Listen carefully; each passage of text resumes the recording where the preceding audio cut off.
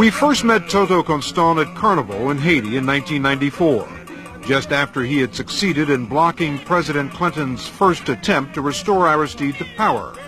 The idea that this man might be associated with the CIA in any way never occurred to us then, because he was known to everyone as Haiti's most outspoken enemy of U.S. policy.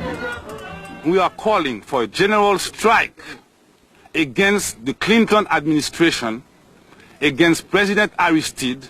Back then, he was a man on top of his world, campaigning to become president of Haiti, holding court with the news media, a self-appointed spokesman for the opposition to Aristide.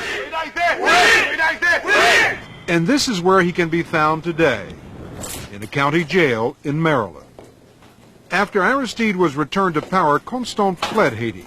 When the U.S. Secretary of State discovered he was in New York, he declared him to be a terrorist leader who must be deported to stand trial for his alleged crimes.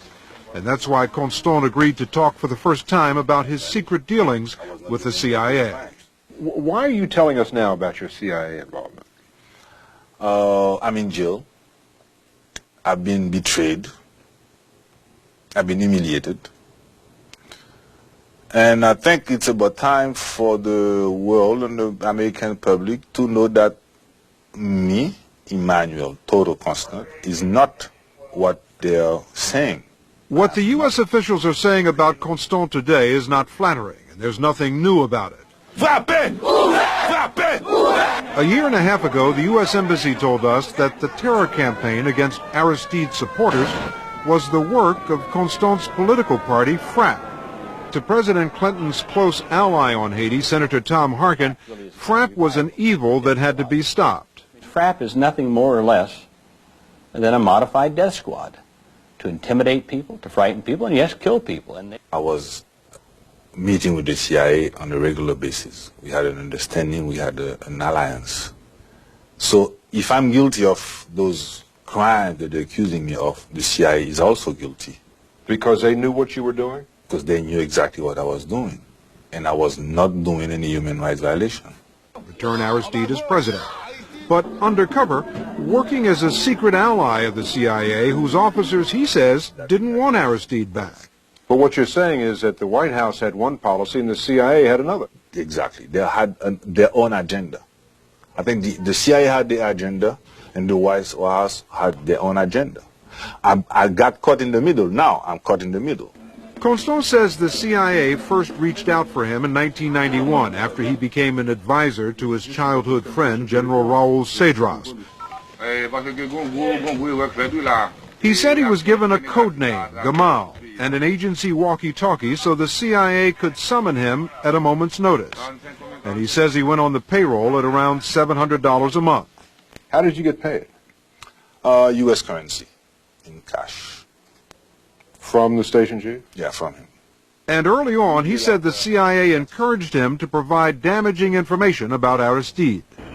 On October 3, 1993, President Clinton sent this troop carrier to Haiti with 400 American and Canadian soldiers on board, part of a UN peacekeeping effort scheduled to return Aristide 2 weeks later.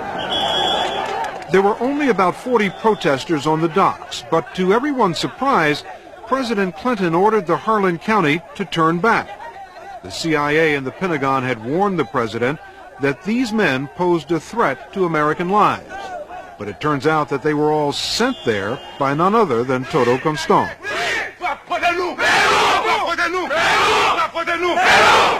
I want all to know that if President Aristide returned, he will have the support of FRAP. No one failed to notice that it was only these U.S. combat troops that prevented this angry mob of Aristide supporters from attacking Constant. To him, it was a signal that the CIA was still with him. It was only after he ended up here in this prison that he realized he'd been abandoned. Why do you think they're not standing up for you now? Maybe they're scared. Of? Maybe they're scared too, after all these things that have been said about me. Maybe the White House doesn't want them to get in touch with me. Remembering Constant's analogy to feeling like the beautiful woman scorned, we asked him if he were to find himself back in Haiti and the CIA were to call, would he sign on again? Now I need it on paper. and openly. I would like, instead of being that girl that they go to bed with every night, secretly, this time I want to date. I want everybody to know that